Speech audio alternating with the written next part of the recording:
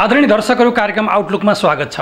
अहिले देश स्थानीय निर्वाचनको सम्मुखमा उभिएको छ र सँगसँगै विश्वव्यापी रूपमा रुस युक्रेन क्राइसिस अथवा सङ्कटले विश्वलाई नै राजनीतिक रूपमा पोलराइजेसनतर्फ, ध्रुवीकरणतर्फ लैजाँदैछ।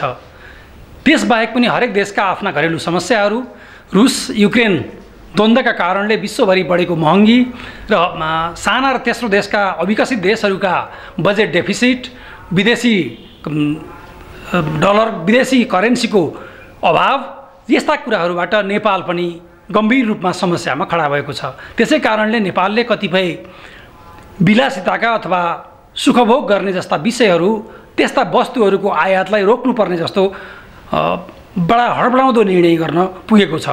त्यसले पनि यो आर्थिक सङ्कटको समाधान दिने कुनै दीर्घकालीन बाटो होइन। यसका लागि अन्य उपायहरू देशले अपनाउन आवश्यक छ।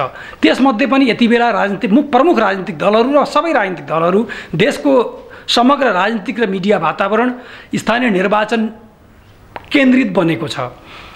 तथापि अझै पनि स्थानीय निर्वाचन हुन्छ कि हुँदैन भन्ने संशय बाँकी छ, जहाँ त्यसमाथि पनि प्रमुख निर्वाचन आयुक्तले नै एउटा कार्यक्रममा निर्वाचन अब सर्छ भन्नु हल्ला हो भन्ने जस्तो, निर्वाचन सर्छ अथवा निर्वाचन हुँदैन भन्ने जस्तो आशयको अभिव्यक्ति दिएपछि झनै यो निर्वाचन नहुने हो कि भन्ने संशय अझै पनि छ। यद्यपि दलहरूका बिचमा गठबन्धन बनाउने, उम्मेदवारहरू छान्ने, गठबन्धन अस्वीकार गर्ने, गठबन्धन नमान्ने, एक्लै चुनावमा जाने भन्ने जस्ता स्वाभाविक चुनावका बेलाका क्रिया प्रतिक्रियाहरू र राजनीतिक वातावरण अगाडि बढिरहेको छ। यसै सन्दर्भमा आज हामीले सत्तारूढ गठबन्धन मध्येको एक जनता समाजवादी पार्टीका अध्यक्ष उपेन्द्र यादवसँग समसामयिक विषयमा कुरा गरेका छौँ।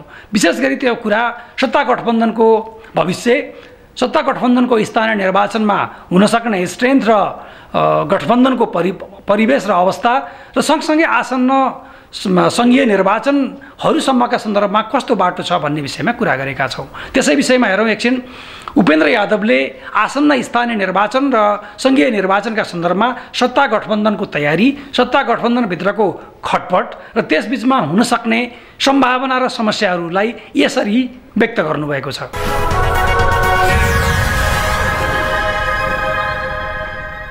अब हाम्रो पार्टी करिब देशका सबैजसो जिल्लाहरू, सबैजसो गाउँपालिका, नगरपालिका, महानगरपालिकामा सम्भव भए जति ठाउँमा चुनाव लड्ने तयारी गरिसकेको छ, गरिरहेको छ। हामी सबै ठाउँमा एक्लै चुनाव लड्न सामर्थ्य राख्दछौँ र त्यो तयारी पनि भइसकेको छ। तर अब सक्दो ठाउँमा जहाँ सम्भव हुन्छ त्यहाँ गठबन्धन गरेर जाने, गठबन्धन दलहरूभित्र सम्भव नभएको ठाउँमा मित्रवत प्रतिस्पर्धाबाट चुनाव लडेर अगाडि बढ्ने गरी हाम्रो तयारी भएको छ। स्थानीय तहको चुनावमा हजार मानिसहरू चुनाव लड्ने ठाउँमा सबै पार्टीका कार्यकर्ताहरू 5 वर्षदेखि पर्खेर चुनाव लड्छु भनेर उभिएको ठाउँमा चाहिँ तपाईँको गठबन्धनबाट चुनाव लड्न सम्भव छैन सबै ठाउँमा।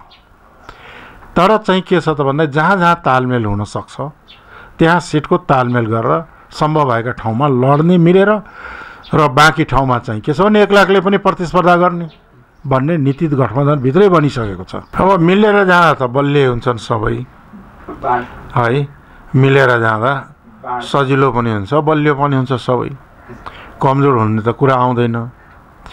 तर के हुन्छ भन्दाखेरि बलिया एक ठाउँ भने त भनेपछि नलडाइ गरिकन सम्झौता पनि हुँदो रहन्छ है। त्यस कारणले बलिया आफैमा बलिया छौँ भने लड्दा हुन्छ, कसले लान्छ र, हामीभित्रै रहने हो, गठबन्धनभित्रै रहने हो, जो लडे पनि भन्ने भावना पनि कतै देखिन्छ। तथापि पनि चाहिँ के छ भन्दाखेरि कहीँ सिटका तालमेल गर्ने प्रयास भइरहेको छ। तपाईँ चाहिँ के छ भन्दाखेरि स्थानीय निकायलाई आफ्ना उम्मेदवारहरूलाई बढी से बढी जिताउनेतर्फ लाग्ने हो। कताबाट कसरी हुन्छ जिताउने नि मेन टार्गेट सबै पार्टीको छ। जसपाको पनि त्यही हो। जसपालाई अधिक से अधिक सिट कसरी जिताउने र स्थानीय तहलाई विकासको बाटोमा अगाडि बढाउने, विकास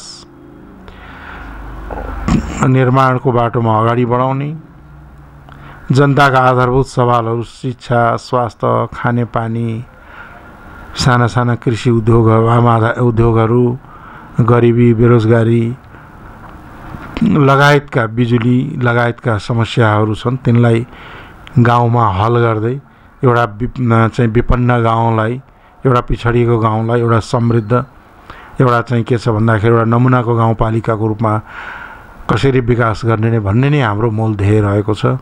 र त्यसका लागि हामीले निर्वाचनलाई यसमाने महत्त्व दिन्छौँ कि त्यसलाई प्राप्त गर्ने, त्यो लक्ष्यलाई प्राप्त गर्ने अवसर निर्वाचनबाटै प्राप्त हुने भएकोले होइन। अब अहिले चाहिँ के छ भन्दाखेरि नेपालमा साँच्चै भन्ने हो भने जुन विचार, सिद्धान्त, आदर्श र एउटा सच्चा चरित्र, सदाचार जीवनमा रहेर जनताको सेवा गर्ने, मुलुक निर्माण गर्ने जुन राजनीतिक चरित्र प्रदर्शन गर्नुपर्ने हो, नेपाल लगायत धेरै मुलुकमा त्यो अवस्था देखिँदैन।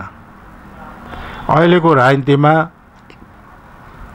व्यावहारिकताको नाममा चरम अवसरवाद र राजनीतिलाई व्यापार हो कि राजनीति हो कहिलेकाहीँ कन्फ्युज हुन्छ कि के हो जस्तो हुने अवस्था वास्तवमा के हो भने साउथ इस्ट एसिया लगायत धेरै अल्पविकसित, कम विकसित मुलुकहरूमा देखिन्छ। के हो भने अब एउटा पार्टीमा बसेर निर्वाचित भयो, अब फेरि त्यो पार्टीले टिकट नदिने भन्ने डर, अनि कहाँ टिकट पाइन्छ भने त्यहाँ जाने, अनि उताकाले चाहिँ टिकट नपाइने भने यता आउने, यो चुनावको बेलामा भइरहन्छ। यस्तो यो कुनै नयाँ कुरा होइन, पहिला पनि भएको, पछि पनि होला। हिजोको भन्दा जसपा आजको शक्तिशाली जसपा भएको छ, हिजोको भन्दा आज सङ्गठित जसपा भएको छ, हिजोको भन्दा आज जनताले पत्याउने जसपा भएको छ। अब जसपालाई बाइपास गरेर नेपालको राजनीति चाहिँ के छ भने निर्णायक हुन सक्दैन। जसपाको महत्त्वपूर्ण भूमिका नेपालको राजनीतिमा स्थापित भइसकेको छ। त्यसैले जसपा एउटा राष्ट्रिय शक्ति हो, यसलाई सबैले महसुस गरेकै छन्। र हिजोको या भन्दा योभन्दा पहिलाको जुन स्थानीय चुनावमा हामीले पाएका थियौँ मत, सिट सङ्ख्या, त्यो उल्लेखनीय रूपले यसपालि बढ्दैछ।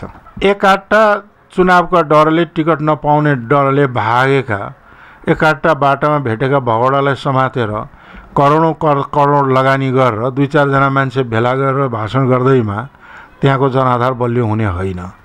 त्यहाँको जनआधार बलियो बनाउने हो भने मधेसी जनताको अधिकारलाई समर्थन गर्नुपर्छ। मधेसी जनताको माग हो स्वायत्त मधेस प्रदेश, जनसङ्ख्याका आधारमा प्रतिनिधित्व, उसको आफ्नो पहिचानको मान्यता र चाहिँ के छ भन्दाखेरि सरकारी निकायमा जनसङ्ख्याका आधारमा उसको भागीदारी, प्रतिनिधित्व र सहभागिता चाहेको छ। के एमालेको यो नीति हो? यसको एमाले त यसको विपरीतमा छ। मधेसीहरूको हक अधिकार दिनु भनेको विदेशीलाई सुम्पिने जस्तो भन्ने ठान्छ एमाले। अनि कसरी एमाले मधेसमा पपुलर हुन्छ? कसरी एमाले मधेसमा ठाउँ पाउँछ? त्यसो भने फेरि पनि यदि गठबन्धन त्यही रूपमा स्थानीय तहमा त्यो अगाडि प्रभावकारी रूपमा अगाडि बढ्न नसकेको अवस्थामा जसपा र काङ्ग्रेस बिचको प्रतिस्पर्धा हो, विशेष गरी त्यहाँ त्यो ठाउँमा। अब धेरै ठाउँमा त गठबन्धनभित्रका दलहरू बिचमै प्रतिस्पर्धा छ। त्यहाँनिर एमाले त कहीँ प्रतिस्पर्धामा पनि देखिँदैन। त्यसै कारणले यसो 2-4टा भगौडा टिपेर हिँडेर सन्तोष मान्नु परेको छ त्यहाँहरूलाई। हजुर, विशेष गरेर चाहिँ गोर्खामा पनि एउटा खालको अलिक फरक खालको धेरै विभिन्न जिल्लाबाट चाहिँ अब प्रतिक्रियाहरू पनि आउने क्रम जारी छ। हामी चाहिँ जहाँ हामी बलियो छौँ त्यहीँ चाहिँ फेरि अरूलाई सिट छोड्दै जाँदा थप कमजोर पो हुन्छ कि भन्ने खालको पार्टीभित्रबाट आएको कुरालाई चाहिँ भन्नु खोजेको होइन। बलियो भन्दा पनि के छ भने यो बलियो जहाँ जो बलियो छ, सङ्गठनात्मक आधार बलियो छ, उनले अलिक बढी क्रेडिट पाउने हो। तर अरू कमजोर छ भनेर ठान्नु हुँदैन, समेटेर लानुपर्छ, साझेदारी गर्नुपर्छ। हामीले सबैलाई मिलाएर लाने दृष्टिकोणका साथ अगाडि बढ्ने हो। नेपाली काङ्ग्रेसले चाहिँ हालसालै अब आधिकारिक निर्णय त गरेको छैन, तर चाहिँ अब काङ्ग्रेस अहिले यो सबै कम्युनिस्ट पार्टी टुक्रेको बेलामा चाहिँ हामी फेरि गठजोड गर्नुभन्दा एक्लै जानुपर्छ भनिरहँदा अनि हजुरहरूले चाहिँ काङ्ग्रेस बाहेकको चाहिँ एउटा त्यसो यदि त्यो सोच काङ्ग्रेसको हो भने काङ्ग्रेसको नराम्रो दिन आउँदैछ भन्ने सोचौँ। कम्युनिस्टहरू सबै मिलिदियो भने के हुन्छ? काङ्ग्रेसको त कहीँ ठेगाना पनि उभिने ठाउँ पनि हुँदैन। त्यो कुरालाई ध्यान दिनुपर्छ काङ्ग्रेसले। होइन, अब चाहिँ के छ भन्दाखेरि सुन्दैछु म उतापट्टि राजपा भन्छु के छ राप्रपा लोसपा अनि ओली अनि चाहिँ के अरे त्यो चाहिँ परिवार दल लगायतका पार्टीहरूको मोर्चा बन्दैछ भन्ने आइरहेछ।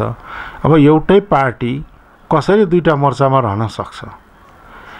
लोसपाले ओलीको लगनगाँठो जुन कसैले लगनगाँठो बाँधिदिएको छ ओली र लोसपाको बिचमा, त्यो लगनगाँठो फुकाएर यदि आउनुहुन्छ भने हामी त्यसका लागि सकारात्मक रूपले नै विचार गरौँला। जुन लोकतन्त्र धरापमा परेको थियो, सङ्घीयता धरापमा परेका थिए, त्यसलाई जोगाउन राजनीतिक रूपले गठबन्धन सफल भएको छ। तर मुलुकको अर्थतन्त्रलाई सुधार्ने दिशामा र राष्ट्रिय समस्याहरूलाई समाधान गर्न गठबन्धनको सरकारले अहिलेसम्म कुनै काम गर्न, कुनै चाहिँ उल्लेखनीय काम गर्न सकेको जस्तो मलाई लाग्दैन। अब ओली त गफ गर्न जान्ने थिए, उखान तुक्काका खानी छन् उनीसँग, उनले त्यो गर्थे, त्यो पनि रमाइलै थियो। अहिले त त्यही नजान्ने मान्छेहरू परे, त्यो पनि उखान तुक्का जान्दैनन्, भन्न सक्दैनन् भने कहाँबाट भन्नुहोस् र ओली जस्तै।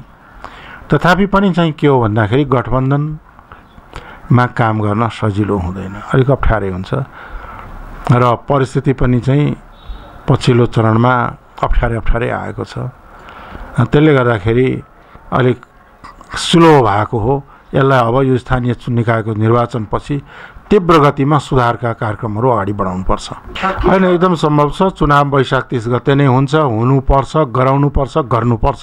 मुलुकको हितमा, जनताको हितमा यही नै ठिक छ। गभर्नरलाई निलम्बन गरेर देशको अर्थतन्त्र त सुध्रिएन, हामीले त परिणाम हेर्ने हो नि।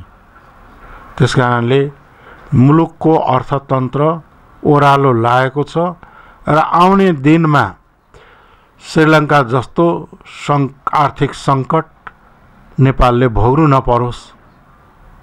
आज जनता, अर्थशास्त्रीहरू, व्यापारीहरू, व्यवसायहरू त्रासमा छन् कि नेपालको अर्थतन्त्र ओह्रालो तीव्र गतिले लागेको छ। यसलाई रोक्ने प्रयास गर्नुपर्छ, रोक्नै पर्छ।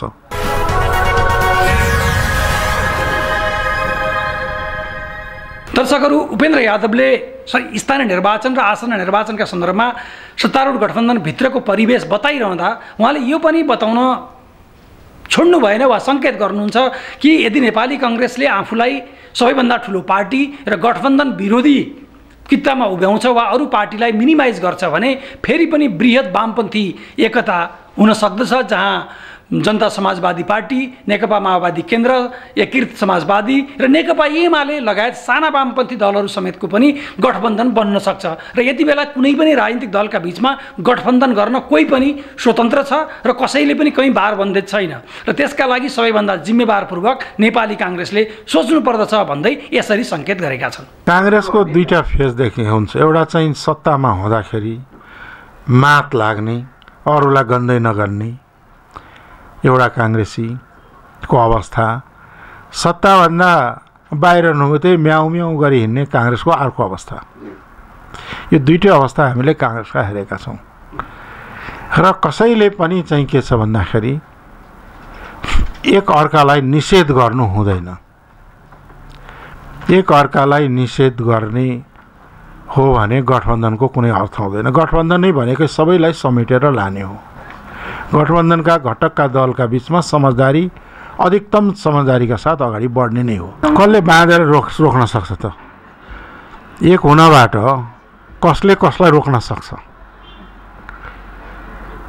हैन, वामपन्थीहरूलाई एकता हुन दिनबाट कसले कहाँनिर कति बेरसम्म रोक्न सक्छ? यदि नेपाली काङ्ग्रेसले एक्लै जान्छु, एक्लै ताकतवर हुँ, म सबैलाई एक्लै पेल्छु भन्न थाल्ने हो भने यसले वाम एकतालाई मद्दतै पुर्याउँछ, गुण नै लगाएको हुन्छ कम्युनिस्टहरूलाई। वाम एकता हुन्छ, पछि अरू पनि मिल्ला, त्यसपछि फेरि काङ्ग्रेस पुनः मुसीको भव।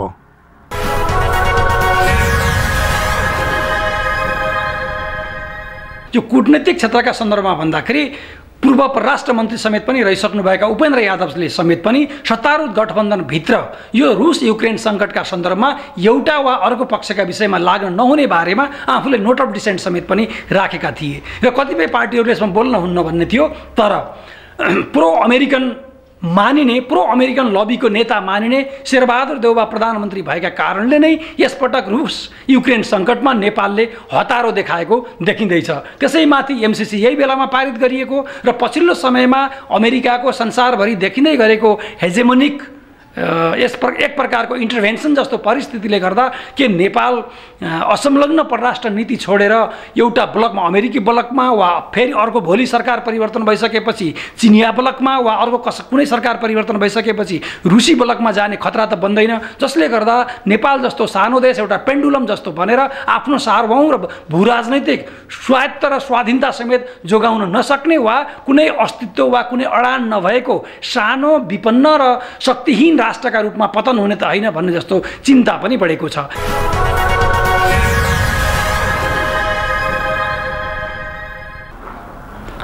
छिमेकीहरूलाई विश्वासमा नलिकन नेपालमा शान्ति, स्थिरता र तरक्की अगाडि बढ्न सक्दैन।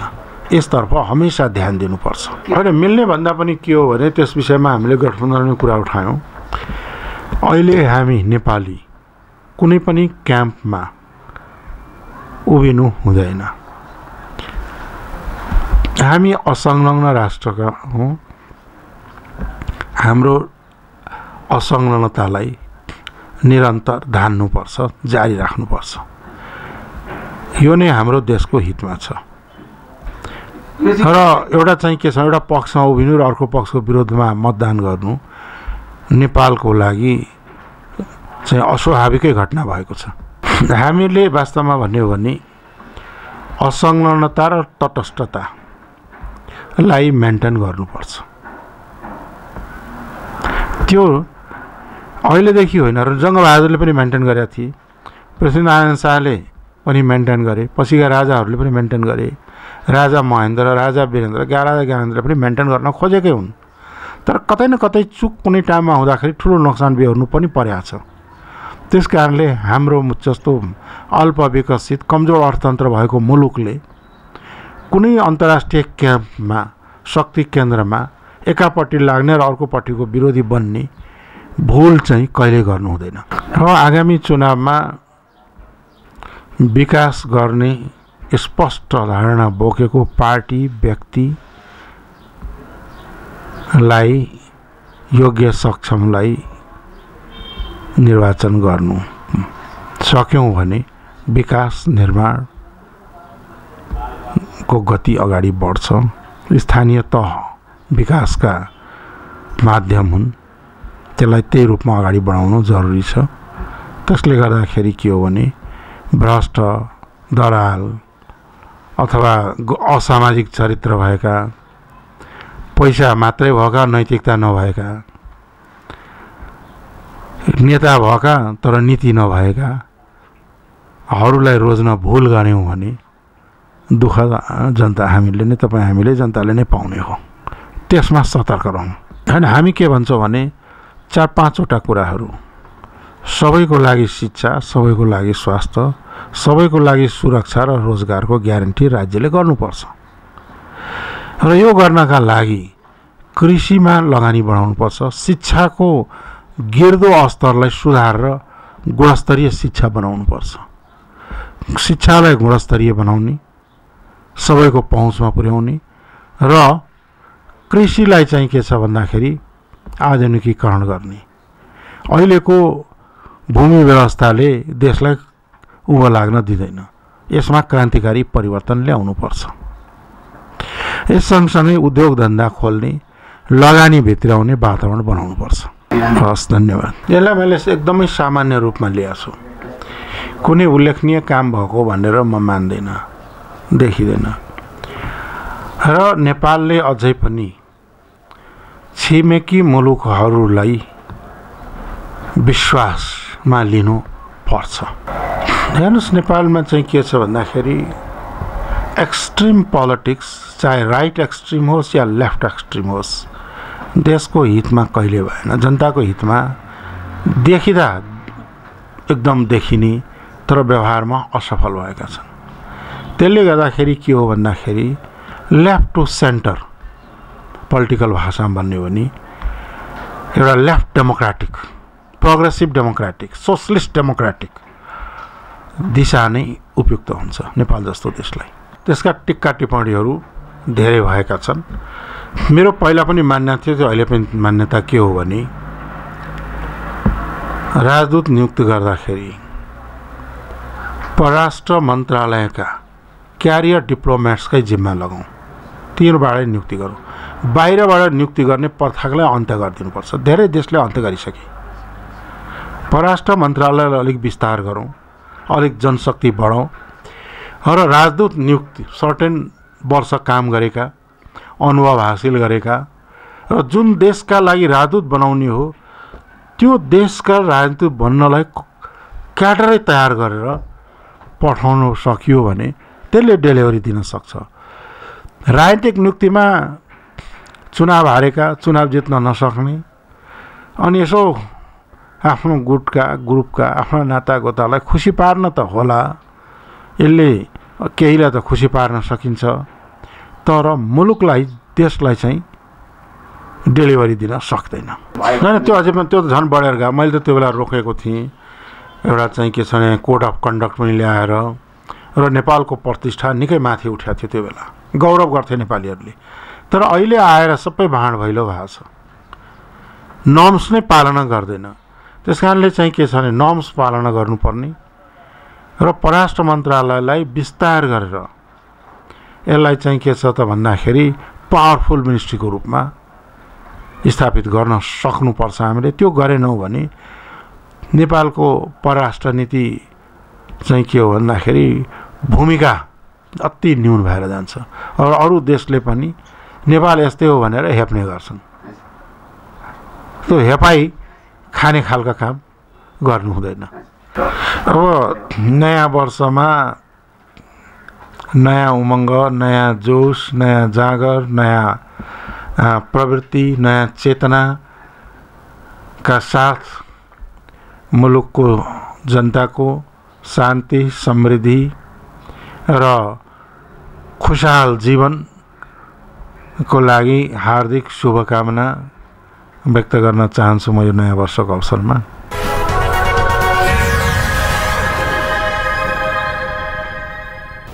दर्शकहरू, उपेन्द्र यादवले सत्ता गठबन्धनका बारेमा साङ्केतिक र प्रष्ट दुवै खाले कुरा गरिसकेपछि अझै पनि नेपालका राजनैतिक दलहरू मुख्य राजनैतिक, वैचारिक र कार्यदिशाका हिसाबले एक ठाउँमा हुने भन्दा सत्ताको अङ्कगणित सकेसम्म बढी आफ्नो पक्षमा कसरी पर्छ भन्ने विषयमा सबै दलहरूले कसरत गरिरहेका छन्। त्यसैका लागि नेकपा एमालेका अध्यक्ष केपी ओली र कमल थापा सूर्य चिन्हबाट चुनाव लड्न तयार भएका छन्। मानिसहरूले तलतिर भन्न थालेका छन् एमालेको नेता कमल थापा भयो भनेर। त्यसरी त दरबारिया अथवा पुनरुत्थानवादी पार्टी रापरपा नेपालको नेता केपी ओली भयो भन्ने जस्तो पनि भन्न सकिन्छ।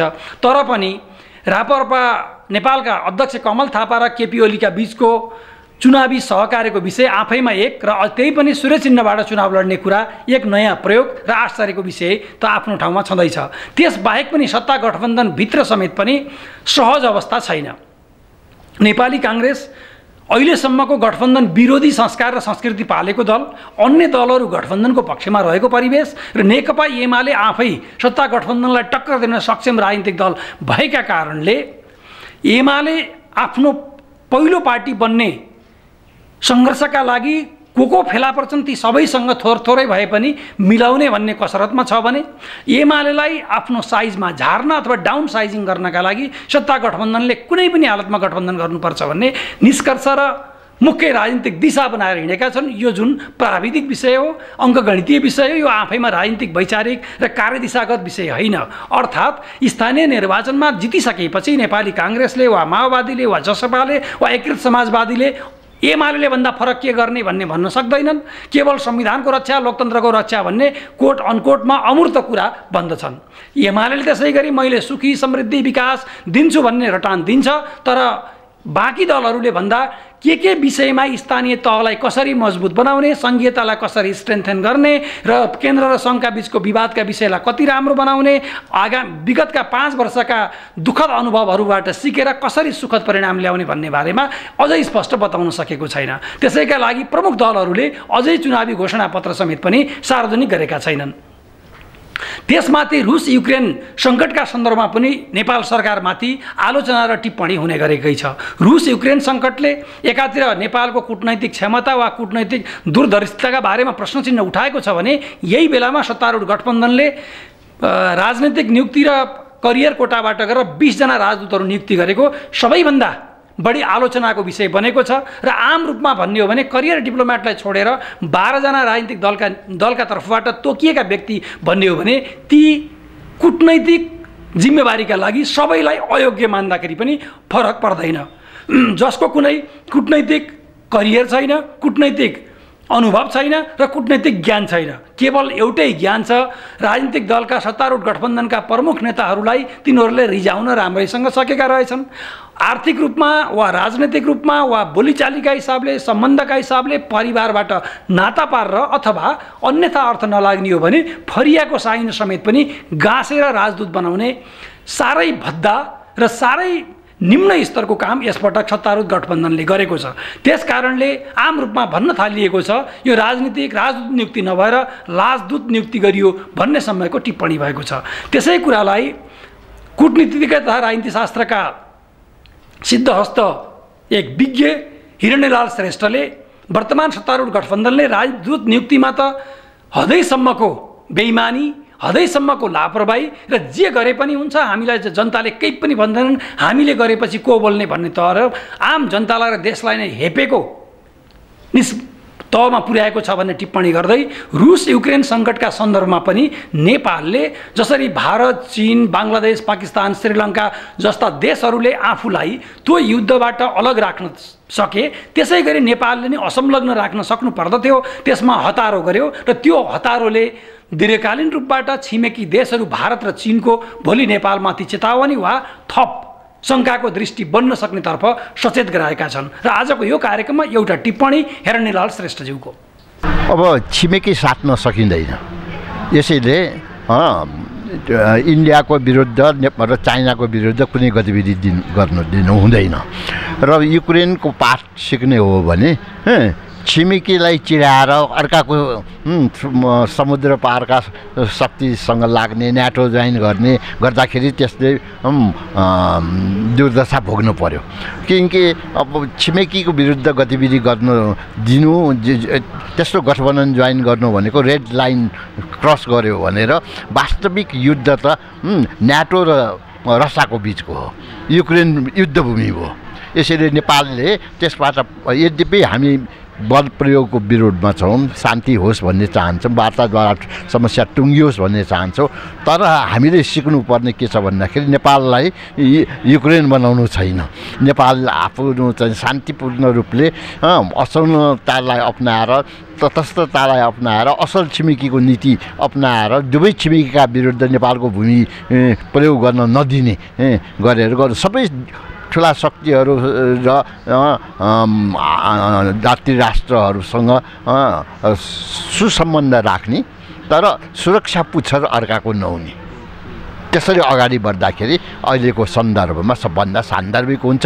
भू राजनीतिक यथार्थतालाई परराष्ट्र नीतिमा कन्टिन्यू रहने, निरन्तरता पाउने र त्यसमा अब स्ट्राटेजिक कुरा पनि जोडेर त्यो फरेन पोलिसीलाई इनरिच गर्नुपर्छ। एमसिसीको भुट लाग्या हुनाले त्यो गलत निर्णय गरे हो र छिमेकीहरूलाई पनि हेरेन, भू राजनीतिक यथार्थतालाई पनि हेरेन, तर पछिल्लो पटक सच्याउने काम गर्यो। अहिले चाहिँ यो मानव अधिकार आयोगबाट निकाल्ने कुरामा नेपाल तटस्थ बस्यो। यसैले सबैको आलोचना आएपछि करेक्सन गर्ने काम पनि गर्यो।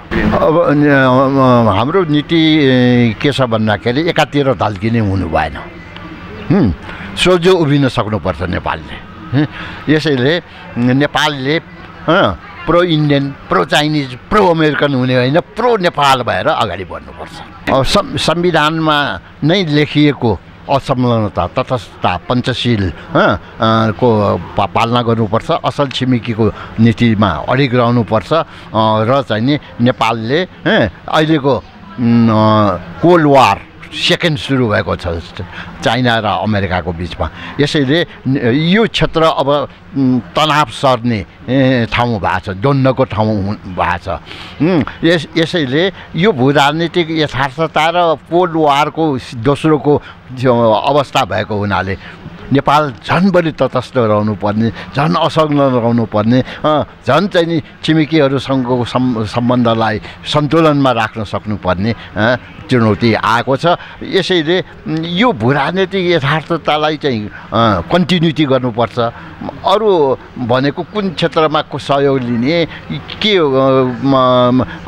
कुन ठाउँमा पढ्न पठाउनु कुन ठाउँमा नपठाउने यो यस्तो तात्कालिक कुराहरूमा चाहिँ सरकारले निर्णय गर्ने हो कन्टिन्युसली आएको त इतिहास र भूगोलले सिकाएको कुरालाई यथार्थतालाई बिर्सनुहुन्न अब संसद दुईचोटि विघटन भयो हुनाले शेरबहादुरजीलाई चित्ता पर्या हो तर अब चुनावसम्म गठबन्धनमा जाने भनेका छन् भने अर्कोतिर अघोषित गठबन्धन त एमाले पनि थालेको छ यसैले दक्षिणपन्थीहरूसँगको गठबन्धन ओलीजीको नेतृत्वमा हुने भयो अरू काङ्ग्रेस र वामहरूको गठबन्धन यो उपेन्द्र यादवजीहरूको बाबुरामजीहरूको गठबन्धन चाहिँ निरन्तरता पाउने देखिया छ म आन्तरिक कुरामा पक्षपोषण नगर्ने मान्छे भए हुनाले चुनावमा पैसाको खेल नहोस् एक भ्रष्टहरूलाई क्यान्डिडेट नबनाओस् र यसै दियो पैसाको आधारमा चाहिँ नि हो भने त्यस्तालाई हराउनको लागि नागरिक समाजले यो भ्रष्टहरूलाई नजिराऊ चुनाव एक्सपेन्सिभ भएको हुनाले नि भ्रष्टाचारको स्रोत हो यसैले एक पैसा पनि खर्च नहुने सिस्टम डेभलप गर्नुपर्छ चुनावमा त्यो कसरी भन्दाखेरि मिडियामा सरकारी मिडिया र अरू मिडियामा घोषणापत्र जारी गरिदिने वडा समितिहरूले बोलाएर टप प्रोग्राम राखिदिने अनि कसैले खर्च गर्न नपाउने त्यस्तो सिस्टम भयो भने मात्र भ्रष्टाचारको स्रोत राजनीतिक यो चाहिँ खाओबारीहरूको बिगबिगीलाई नियन्त्रण गर्न सकिन्छ नभए यो चुनावै चाहिँ नि भोलि चाहिँ ठुल्ठुला तस्करी बिचौलियाहरू र चाहिँ भ्रष्टहरूकै फाइनान्सिङबाट चल्ने भएर यो देशको समृद्धि नारा मात्र हुन्छ व्यवहारमा हुँदैन समाजवाद उन्मुख अर्थतन्त्र संविधानमा लेखिया छ समाजवाद उन्मुख गराउनको लागि त स्वास्थ्य र शिक्षा जस्तोलाई निजीकरण गराएर प्रफिटमा चलाउन दिनु भएन नि आइएनजिओहरू चलाउन दिनु भएन नि अर्काको फाइनान्सबाट अर्काको लागि काम गर्ने त्यो नगरिकन चाहिँ के गर्नु पर्यो भन्दाखेरि यो बाहिरको फाइनान्सिङ स्रोतहरूलाई बन्द गर्नुपर्छ अब त्यहाँ बुझाउने हिसाब एउटा खर्च बढी त्यो त अस्ति शशाङ्कजीको पनि आयो अरूको पनि आइरहेको छ त्यो यथार्थता हो कि भन्दा धेरै गुणा बढी खर्च हुने गरेको छ यो बाहिरको पैसा आउने गभर्नर खोजिने यो सबै कुरा चाहिँ नि चुनाव अगाडिका दृश्यहरू हुन्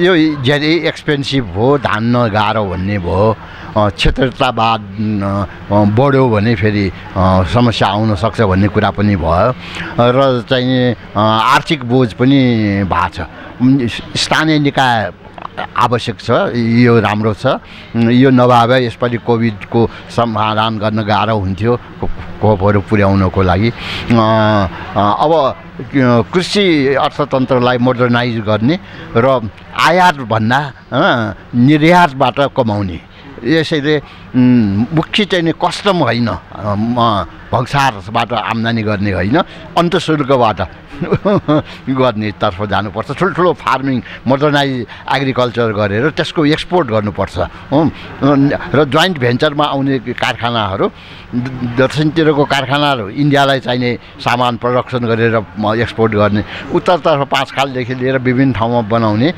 तिब्बतलाई चाहिने किनकि त्यहाँ त टुरिस्टहरू मेनल्यान्ड र इन्टरनेसनल आउँछ यहाँको खाद्यान्न माछा मासु फुल अस्ति घाँसमा मात्र पठाउने भयो, घाँस होइन। त्यो पनि ठिक छ, तर एग्रिकल्चर प्रडक्ट्सलाई पठाउनुको लागि अब हाम्रो अर्थतन्त्र निर्देशित हुनुपर्छ। जनतालाई सबलीकरण गर्ने पनि त्यो क्षेत्र हो।